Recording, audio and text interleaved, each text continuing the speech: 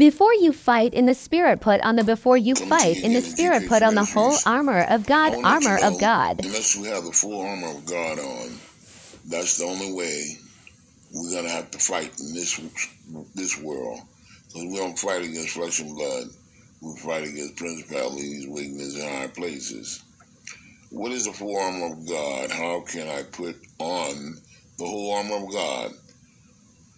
The full armor of God that Christians are called to put on comprise the belt of faith, of truth, the breastplate of righteousness, the gospel of peace, and the shield of faith, the helmet of salvation, and the sword of the Spirit.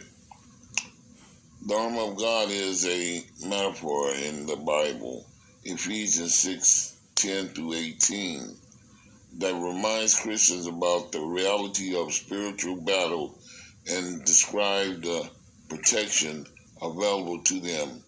The full armor of God that Christians are called to put on comprise the belt, truth, the breastplate, the righteousness of the gospel of peace, the shield of faith, the helmet of salvation, and the sword of the Spirit.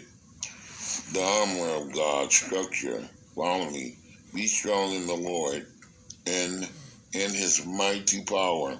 Put on the full armor of God so that you can take your stand against the devil's scheme. For our struggle is not against flesh and blood, but against the rulers, against the authorities, against the powers of dark world, and against the spiritual forces of evil in the heavenly realms. Therefore, put on the whole armor of God, so that you, when the day of evil come, you may be able to stand your ground. And after you have done everything to stand, stand firm, and the belt of truth buckled around your waist, with the breastplate of righteousness to place, and with the feet fitted with the readiness that comes from the gospel of peace. I'm letting you know out here, no matter when the fight starts, put on the full armor of God, because I'm going to tell you, my brothers and sisters, it's not going to get easy out here.